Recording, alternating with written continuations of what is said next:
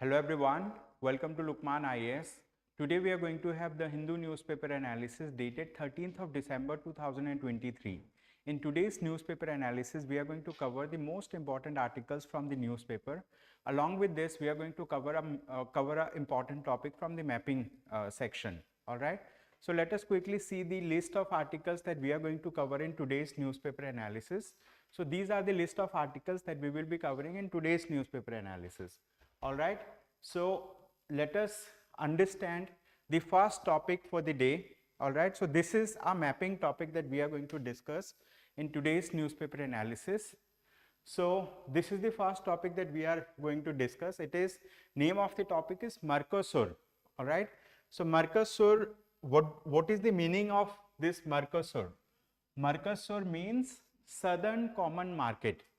So Mercosur means Southern Common Market. So it is the market in the South American region. Means some countries have come together, they have formed a group to create a common market. When they have a common market, so the thing is like goods that are originating from one country, right, are treated as goods like similar goods in the other country. Means like they do not apply any kind of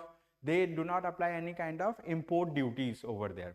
So whenever they have a common market, so there is a free flow of goods and prices of goods go down for the people like who are in the common market. So for the countries that are part of common market, so their trade activities flourish, right? So more number of trades happen, and that's how, let's say, the common markets basically, like, they prosper.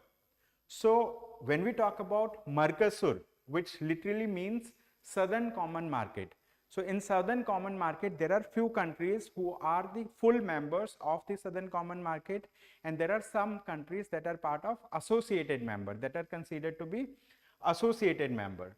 So when we talk about the full members, right, when we talk about full members, as of now presently, right, so I have, let's say, like cross-checked the detail from the website of Mercosur. So like, the Mercosur grouping maintains a website, right, which is accessible, right? So from the website, so we have just cross-checked one of the countries, Argentina, which is a full member.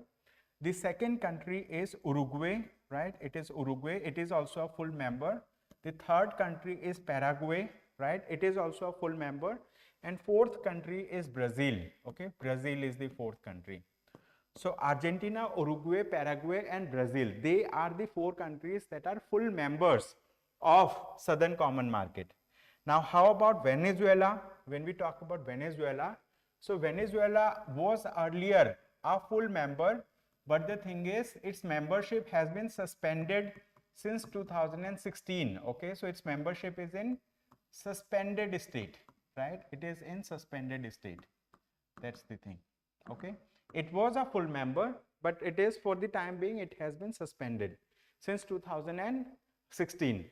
So presently these are the four full member countries. Apart from this, apart from the full members, there are some associated members also. There are some associated members of this organization. Who are the associated members? One of the associated members, so when I talk about associated member, I'll be taking, let's say, another color.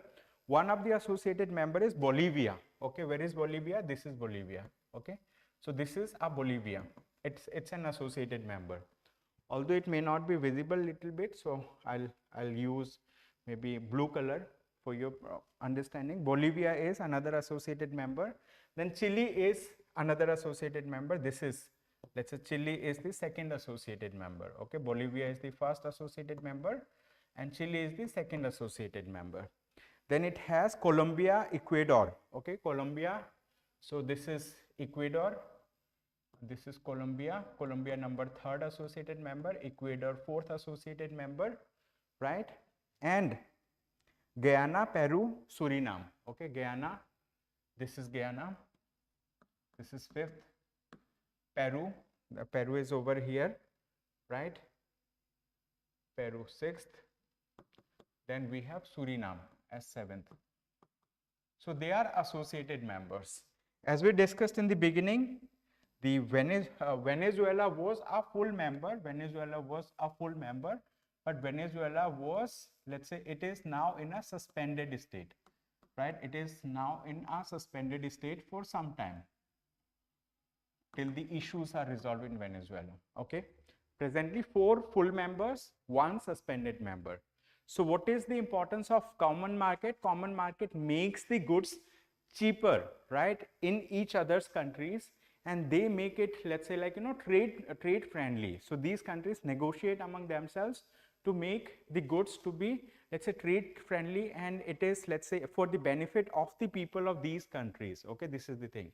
If we talk about South America, in South America there are 12 countries, and there is one territory which belongs to, let's say, France. All right, so what are 12 independent or sovereign countries? They are, one of the countries, let's say, Chile, second country is Argentina, third country is Uruguay, fourth country is Paraguay, fifth country is Bolivia, sixth country is Brazil, seventh country is Suriname, eighth country is Guyana, ninth country is Venezuela, 10th country is Colombia, 11th country is Ecuador, and 12th country is Peru. Okay, so these are 12 countries that are part of South America. Apart from this, this is French Guiana is a region. French Guiana is a region. So this is not a sovereign country. This is, let's say, controlled by France. So that's why. All right, so this is the present status in South America. So having understood this, let us quickly move to the first article of the day. And this article is a very, very important article. Through this article, we will understand some of the most important things, right, related to this particular topic. It says, what are the implications of recent Argentine elections? So recently, election was conducted in Argentina. As we have recently seen, where is Argentina located? Argentina is located in South America. Here we can see this is Argentina, right? This is where Argentina is located. So an election was conducted recently. This election was conducted in Argentina, and this was a presidential election. What? Presidential election. So a presidential election was held in Argentina, and because of this factor, Argentina was in news, right? Because of this factor, Argentina is in news. So let's understand what is importance about this election. Basically, in this election, the person who got elected, his name is Javier Milei. Okay, Javier Milei is the name of the person who got elected as the president of Argentina recently. And so Javier Milei is a different personality altogether from the persons who have ever ruled in Argentina. Why he's a different personality? Because of his policies. Policies, not those policies that he has implemented, but the policies that he has promised during the election campaign. And the policies that he has promised during the election campaign, they are very different from the existing policies that Argentina ever had. So these policies, basically this particular person, let's say, promised the Argentinian voters that he is going to establish something which is known as anarcho-capitalism. What? He is going to establish something which is known as anarcho-capitalism. This, let me write down. He is going to establish there something which is anarcho-capitalism. We will understand what do we mean by anarcho-capitalism, right? So in Argentina, the person who got elected, he wants to, let's say, overthrow the existing departments, existing ministries. So in Argentina, presently, what is there in Argentina?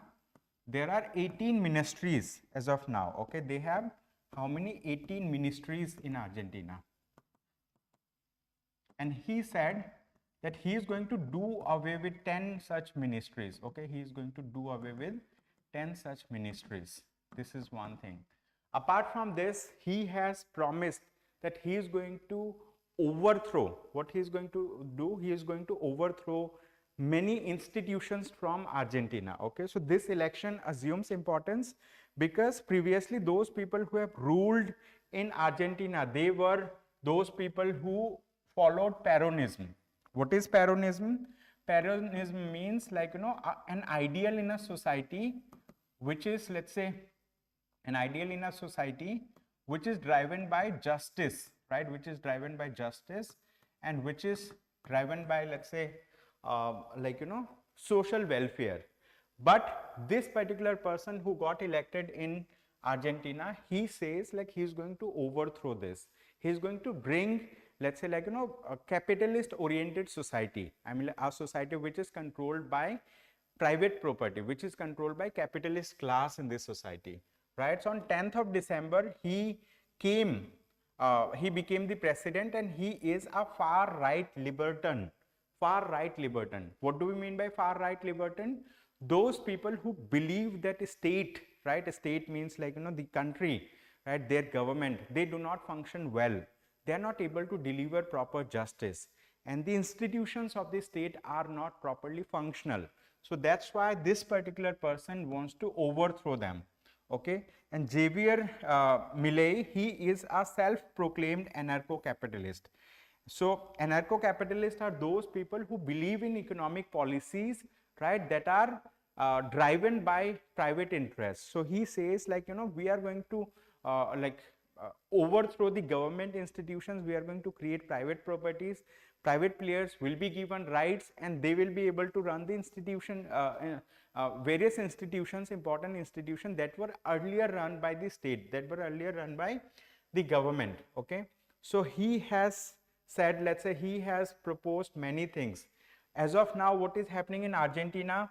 In Argentina, the inflation has reached to 140%. I mean, it is kind of similar situation which is similar to hyperinflation. So inflation is at its peak, and the thing is, he says that he will bring drastic changes into the society, and he's a person, let's say, who admires, right, President Donald Trump. He admires Israel, and so he, let's say, he does not believe that the countries that are run by communist government, for example, he says China, Russia, and such countries, that they are not doing any good to the citizens. Okay, so this is the thing. So this result in Argentina, it signifies that people in Argentina, they are fed up with the existing system of Peronism. They need some changes, and they see Javier Milei as a person who has the capacity of bringing those changes, right? So what is next for Argentina? Basically, Argentina has recently declared that it is going to do away with the currency of the country, peso, and instead of it, they are going to, let's say, peg their currency with dollar. Means like they are going to go for dollarization of the economy. This is what is mentioned in this article. So we have seen the location of Argentina, we have understood the significance of the Argentinian election. Now let us understand about another very important article. This article says understanding the debates around anarcho-capitalists. Okay, understanding the debates around anarcho-capitalist. So this is topic number 2. We are going to discuss in detail about it. Understanding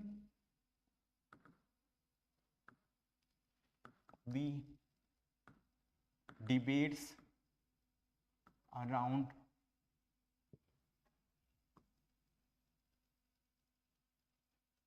anarcho-capitalists.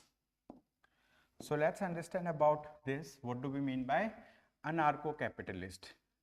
So what is the context of this particular topic? Basically, the context that we discussed is election in Argentina, right? Election in Argentina, and Argentina is a country which is located in South America, right? It's located in South America, and as we discussed earlier, Argentina is a member of Mercosur also. Mercosur means Southern Common Market. All right, so this is the thing. So what do we mean by this anarcho-capitalism? This word is important. What is the meaning of anarcho-capitalism? Right. So anarcho-capitalism is a kind of ideology that says that, they propound that capitalists are the ones who have the capacity, right? Who have the capacity to run the state. What? They want to run the state, number one. Number second, they propound this particular theory that the state institutions are not doing any good for the citizens. Why? Because of many factors.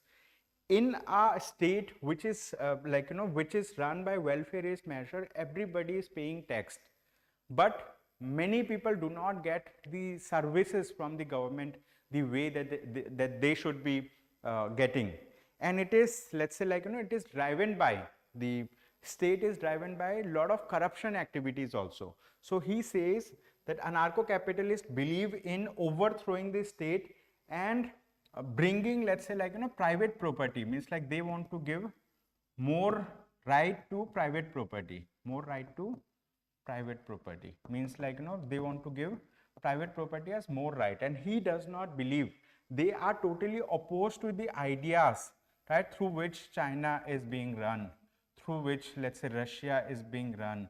So he believes that China and Russia are, let's say, communist countries, right? This is his belief. Who's the president of Argentina? Javier Milei. This is the thing. So this is one of the idea. So anarcho-capitalist refers to political philosophy which calls for the abolition of the state and for the provision of law and order to be controlled by the private companies in a free market. Okay. So he says that private companies will run, right? Private companies, what they will do? Private companies will run the government, right, in a free market. Private companies will run the government in a free market. So this is the thing. So they do not, they want to overthrow the government in that country. Okay. So this is the idea. So is Javier Milei the first person to have come up with this ideology of anarcho-capitalism? No. There have been many people previously as well. So we are going to discuss about those people. There was a person from United States of America, right, who has given this term, right, like his name is Murray Rothbard. Okay, so this term was coined by American libertarian economist Murray Rothbard. Okay, Murray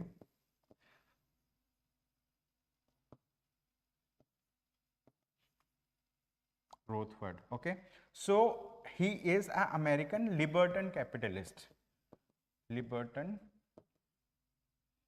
let's say, capitalist. He has coined this particular term. Which term? Anarcho-capitalism. He has coined the term anarcho-capitalism. This is the thing. This is from where, let's say, this idea came. Apart from this, another idea came, means like there was another person who is considered to be the first libertarian capitalist. His name is, let's say, Belgian political economist Gustave de Molinari. Okay, so he is a person from Belgium. So he is an economist, libertarian economist. His name is, he is a political economist, Gustave de Molinari. Okay, his name is Gustave de Molinari, G-U-S-T-A-V.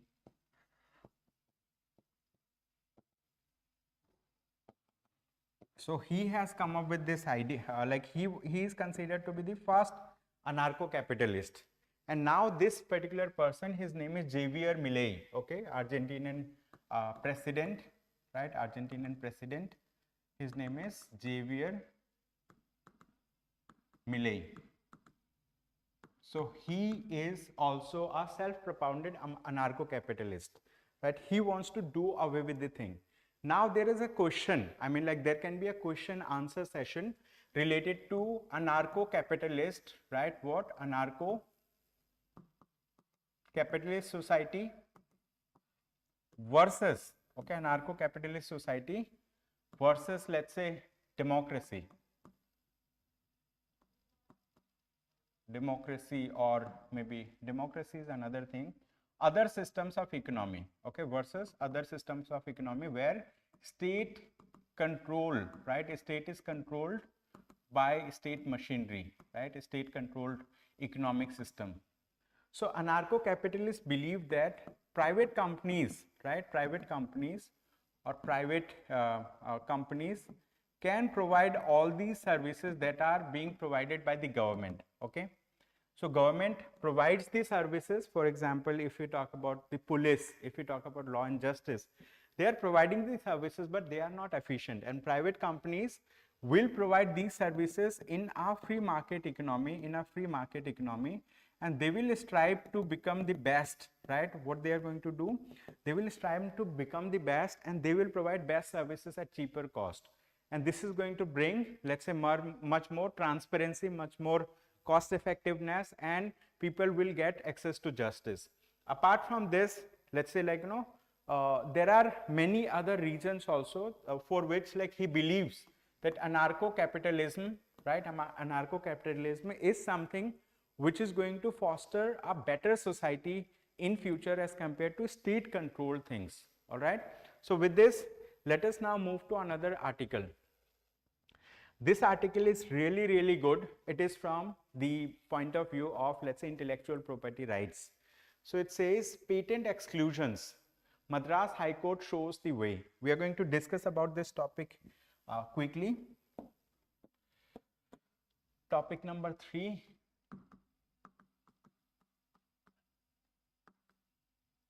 Patent exclusions. Madras High Court shows the way. Okay, Madras. I'm just writing HC High Court shows the way. Shows the way. Let's understand about this.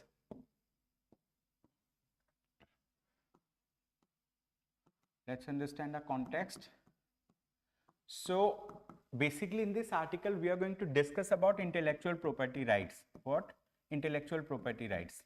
So as part of intellectual property rights, there are various types of, let's say, intellectual property rights. One of the foremost and important intellectual property right is patent, right? Others are industrial design, right? Industrial design. Then we can have trade secret, right? We can have trade secret. We can have, let's say, other types of intellectual property rights. For example, geographical indication. It's also considered to be an intellectual property right. Geographical indication, GI tag, like that. Okay. So similarly, there are different types of intellectual property rights, and intellectual property rights are protected in different countries, right, through their own laws, right? Different countries have their own intellectual property rights laws. So when we talk about in India, right, and in this article basically we are going to discuss about the patent right. Okay. So we have an act which is known as Indian Patent Act 1970. What? We have Patents Act 1970. Patents Act 1970. So what has happened recently in the state of state of, let's say, Tamil Nadu, the Madras High Court basically has given a judgment, right, related to few of the patent applications, right, few of the patent cases. Basically, when we talk about patent, so in India, right, in India we have patent offices. What we have? We have patent offices. And here in patent offices, there are many people who work as patent officers, and there will be private companies. What? There will be private companies or individuals, and if they let's say invent something, what? If they invent something, so they can get their products patented, right? They can get their products patented. The patent application process is a lengthy one. They need to apply for the patent. They need to provide the documentation, and that document will be checked, cross-checked by the patent office. They will give some kind of, let's say, period under which, let's say, they are going to make it available that anyone who has any problem related to this patent application, they can challenge it, right? So after, let's say, proper scrutiny and all, the patent office may grant patent to some kind of companies. But here, the case that we are going to talk about, it is related to pharmaceutical companies. Okay, it is related to pharmaceutical companies.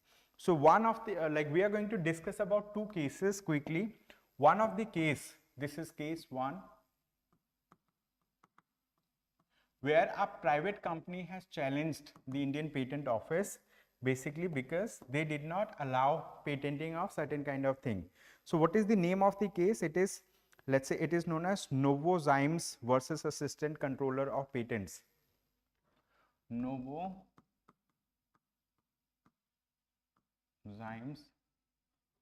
versus Assistant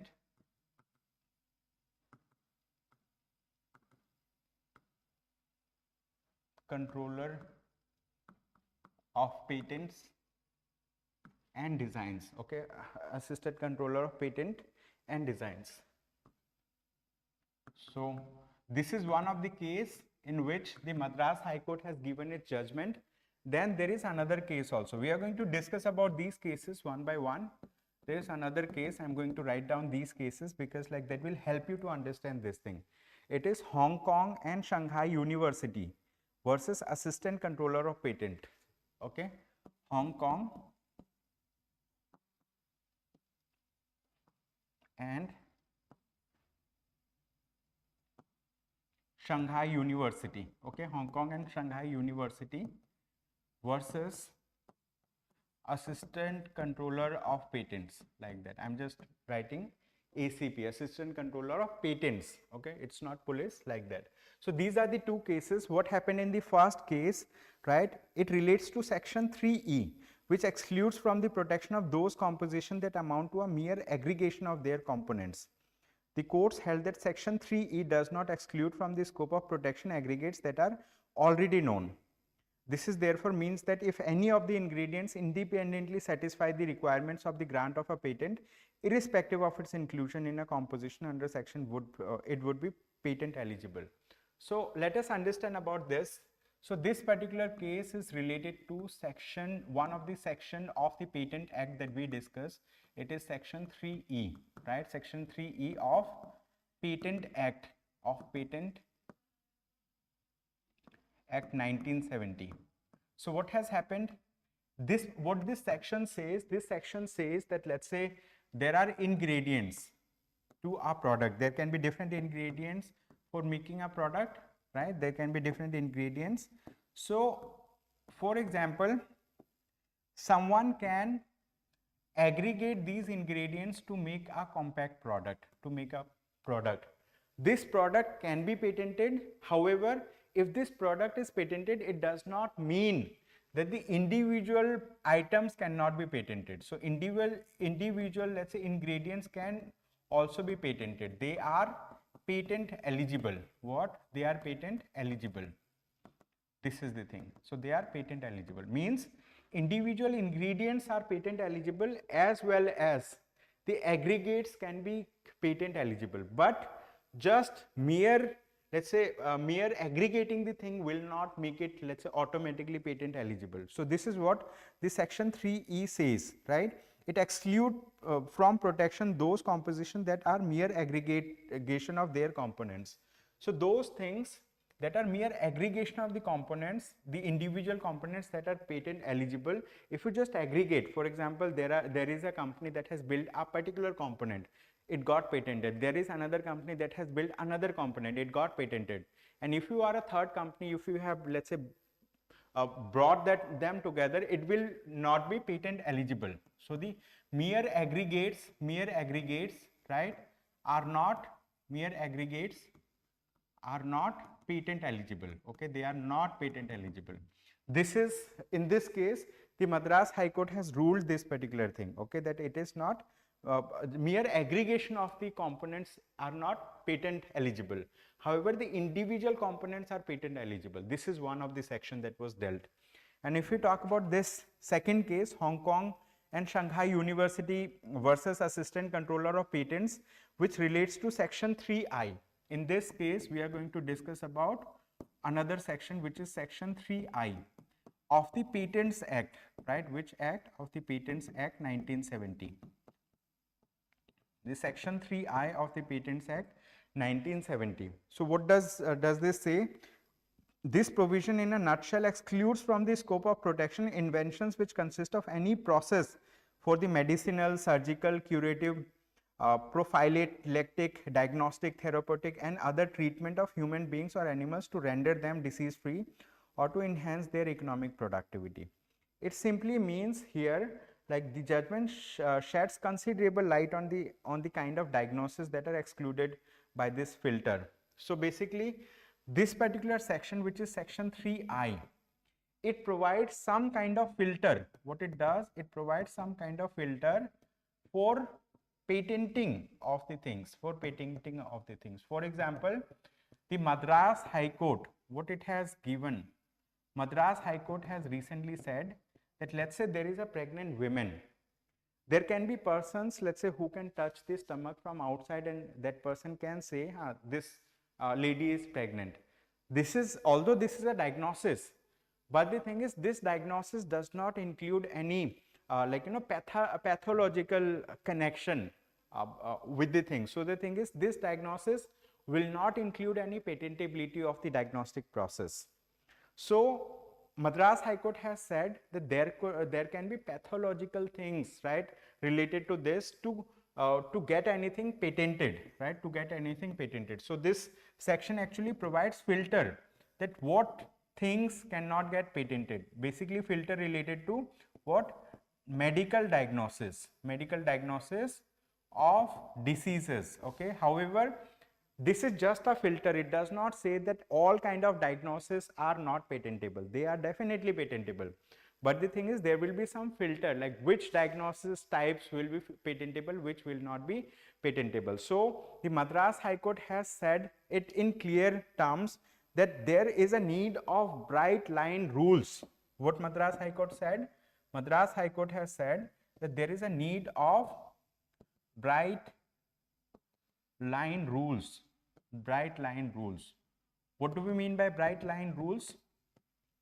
Bright line rules simply say that all the rules that you have made under the Patents Act 1970, or rules that are related to the patents, right, they should be clear cut in the sense there should be clear definitions, there should be clear examples, so that a patent attorney, or let's say the assistant controller of patent, means like patent offices, they get clarity on what can be given patent, what cannot be given patent. And it will also bring clarity on the part of the companies, on the part of inventors. They will be knowing beforehand that which product or which of their invention will get patented or which will not get patented. So Madras High Court has clearly delineated, it has told that there is a need of bright line rules, because bright line rules will clarify many, let's say, cloudy or shady areas related to patents. So in this article, finally, the author says that in matters that pertain to pharmaceutical and medical patents, courts need to be conscious of the competing interest at play and find a robust balance point. Okay, so like they basically applaud, right? They basically applaud the Madras High Court ruling in this case. All right. So with this, let us quickly move to another article. We have just, let's say, taken two pieces of it. Basically, I wanted to cut short this thing. So this is game changer. It is related to gene therapy. We are going to discuss about this article. This is article number 3. Quickly, topic number 3. This is game changer.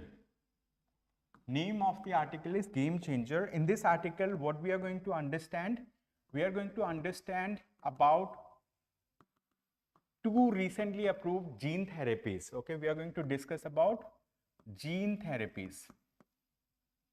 Why gene therapies are important for us? Because gene therapies help us to treat diseases that are genetic diseases, right? So you might be knowing that one of the gene therapy, one of the tools for gene therapy is CRISPR-Cas9 technique. So CRISPR-Cas9, using CRISPR-Cas9 technique, what we can do gene editing. And if we can do gene editing, we can actually alter the genes in a person, right? We can take out some genes that are ineffective or genes that are causing problem. We can insert some genes that are needed for that particular person. So recently some gene therapies have been approved, right? Gene therapies have been approved by 2 countries. Here we are going to discuss about the United States of America case, and we are going to discuss about UK case, right? In UK, one of the gene therapy was earlier approved right? This gene therapy is known as Cas-JV. It is known as Cas-JV. Okay, Cas-JV. So it's a gene therapy. Basically, Cas-JV is a gene therapy which is associated with what?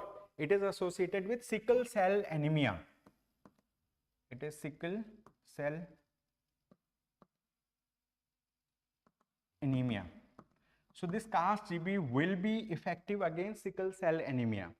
And what is the present, let's say, like, what is the present cure?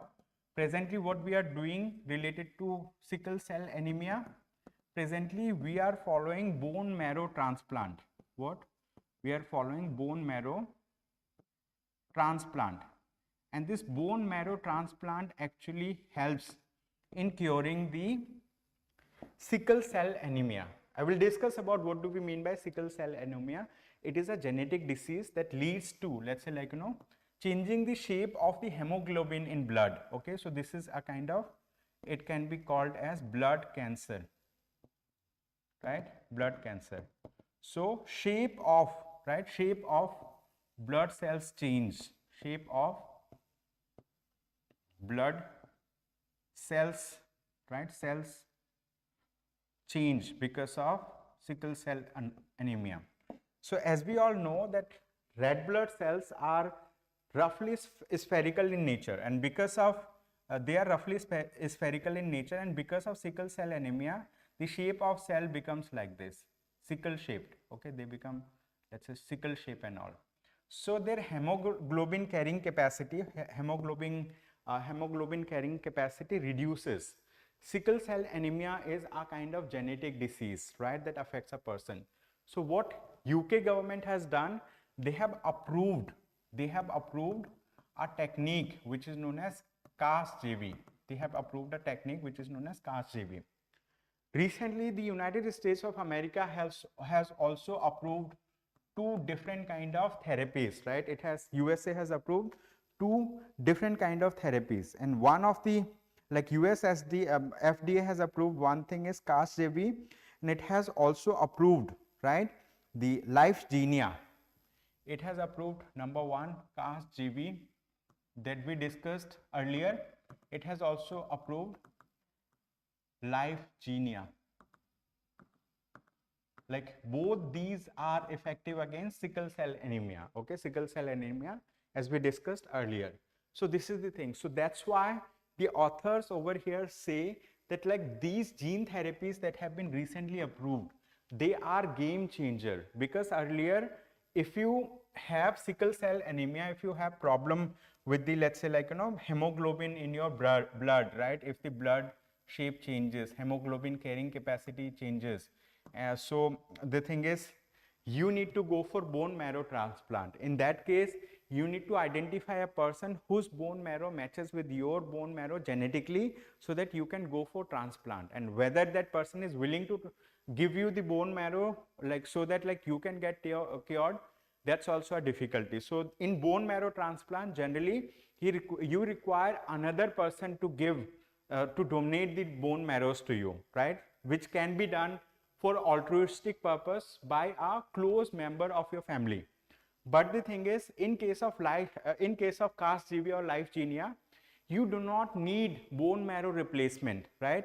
Your own body cells, your own, let's say, like, blood cells will be used for treating your disease, right? So this is the benefit. So in case of Cas-JV or Lyfgenia, you do not need, let's say, you do not need other sort of, let's say, like, you do not need bone marrow from other person. Although these diseases may be highly expensive, because only few number of hospitals may have the capacity, may have the equipment, may have the doctors, right, who will be using, who will be treating you using these using these methods, right? Recently, it has been approved by US FDA, right? Food and Drugs Administration, they have recently approved this. So that's why it is in news. So that's why it is known as game changer. So with this, let us quickly move to another article.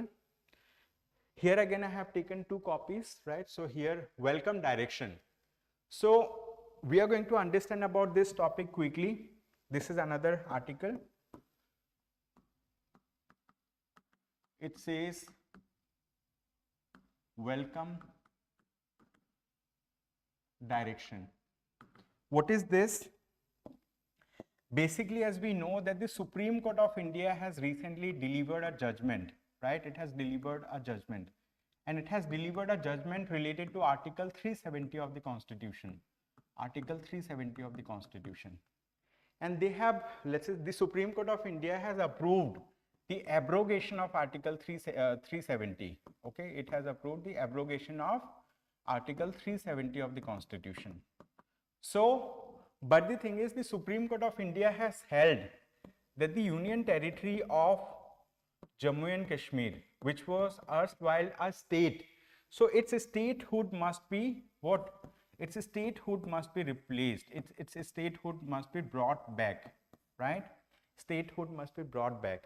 And related to this, the Supreme Court of India has given notification to the Election Commission of India. It said that the Election Commission of India should have, let's say, reached out to the government to press them that, you bring back the statehood so that we can conduct elections over there. So elections have not been held in the Jammu and Kashmir, right? In Jammu and Kashmir since abrogation of Article 370 from June 2018 onward.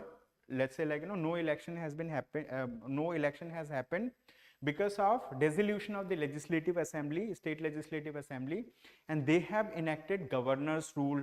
They have employed, let's say, president's rule in the state. So now the Supreme Court of India has pressed the government that you bring, right, you bring the statehood back to the Jammu and Kashmir, and Supreme Court of India has given a deadline that by 30 September 2024, you should conduct an election in Jammu and Kashmir, right, bring back statehood. So Supreme Court of India has given these directions to whom? It has given directions to the State Legislative Assembly, means it has given directions to the to the Election Commission of India, to the central government to bring back the statehood of Jammu and Kashmir, right? So with this, we have another article. This is just a short article. It says India's extreme rainfall corridor. So they are talking about a place where we find extreme rainfall, okay? So in this article, they have discussed about that every aspect of monsoon has affected by global warming. The total seasonal rainfall has also trended downward for more than 7 decades due to differential heating of land and versus ocean due to global warming.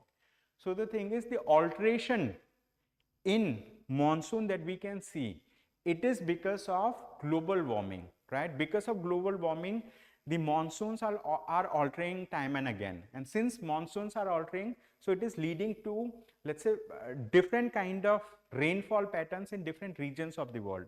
This is one factor. Apart from this, in this article, the author said the so-called large-scale extreme rainfall events are actually simultaneous or near simultaneously heavy rain episodes that are strewn across highway that extends from parts of West Bengal and Odisha to parts of Gujarat and Rajasthan. Means there are extreme rainfall events that happen. After this, the author says that this hypothesis needs to be tested in models, but its implications for improving the forecast of such event is undeniable. So basically, authors are saying that because of global warming, right, rainfall pattern are changing, and there are other climatic factors also. For example, in this article, they have discussed about El Nino, right, El Nino. They have discussed about La Nina. They have discussed about El Nino, Southern Oscillation, which is in short known as ENSO. So El Nino leads to more rainfall, okay, it leads to increased rainfall in India. La Nina leads to decreased rainfall in India. And El Nino Southern Oscillation is basically, let's say, periodical shift from El Nino phase to La Nina phase. What happens in El Nino? Basically in the central equatorial Pacific Ocean, okay? So in the equatorial Pacific Ocean, when the sea surface temperature, right, when the sea surface temperature increases, it leads to a kind of El Nino situation. And because of El Nino, different regions in the world are affected differently. For example, in India, we receive more rainfall during El Nino season, right? So this lasts from 2 to 7 years. El Nino means their cycle is from 2 to 7 years. Similarly, for La Nina, it is the case, right? But they keep on reversing. Once El Nino will come, later on La Nina will come. It is not the case that El Nino will come now then after some time it will recede and again El Nino will come. No, El Nino will come, then La Nina will come. That's the thing. Okay, so it is related to increase or decrease in sea surface temperature in Pacific Ocean. When the sea surface temperature in the, let's say, equatorial Pacific Ocean increases, right? When the sea surface temperature in equatorial Pacific Ocean increases, it leads to kind of El Nino situation, which leads to increased rainfall in India. When the sea surface temperature in the equatorial Pacific Ocean decreases, it leads to La Nina situation, which leads to lesser rainfall in India. So India Meteorological Department is an organization that forecasts the weather related patterns, right? So in this article, they have identified some corridors, basically some highway corridors, where it has been noticed that highest amount of rainfall happens there. Okay, so they have mentioned about those regions also. So with this, let us now quickly move to another article. So basically this article is related to Global Partnership on Artificial Intelligence. Okay, it is related to Global Partnership on Artificial Intelligence Summit. So India is a founding member of the Global Partnership on Artificial Intelligence. So what is this GPAI? Basically many countries have come together, around 19 countries are 29 countries are let's say like attending the summit that India is hosting now. So this Global Partnership on Artificial Intelligence was created long back. Why? Because these countries are together going to collaborate with one another to regulate the development of artificial intelligence, to see the governance of artificial intelligence, right? So before India, Japan was the, let's say, like chairperson of this Global Partnership on Artificial Intelligence. But this year, from 12th to 14th of December, we are conducting the summit related to Global Partnership on Artificial Intelligence. Okay, so Modi kicks off Global AI Summit. Basically, it says that Prime Minister of India has, let's say, started the Global AI Summit in India. Here in the Global AI Summit, these member countries are going to discuss with one another how to regulate AI, in which direction AI development is happening, how to, let's say, harness the potential of growth in artificial intelligence, right? So they are going to discuss about all of it. And in this thing, they have also discussed about watermarking the images that are created by artificial intelligence systems, so that we can make a quick distinction between AI related images and human developed images. Okay, this is the thing. Then we have another article, very short article, will be quick in understanding this article. It says Rajya Sabha passes bill for appointment of chief election commissioners and election commissioners. Okay, so basically a bill has been introduced in Rajya Sabha, and this bill is related to, let's say, appointment of chief election commissioners and election commissioners in the Election Commission of India. Okay, so far, I mean, like, there was not a separate law that talked about. We used to follow the constitutional provisions, but constitutional provisions, although some things are mentioned over there, but other things were interpreted differently by different political parties to appoint members in the Election Commission of India. Okay, so Rajya Sabha has passed the Chief Election Commissioner and other election commissioners appointment, condition of service, and term of like office bill, which will guide the appointment of the Chief Election Commissioner and election commissioners in future. Okay, so this is the thing. So this bill has been passed by the Rajya Sabha. Okay, it has been passed by the Rajya Sabha. So this is the thing. So with this bill, clarity will come, right? How the appointment will happen, what will be the, let's say, conditions of appointment, or like what are the remuneration and other factors associated with election commissioners and chief election commissioner in India. Apart from this, we have another article.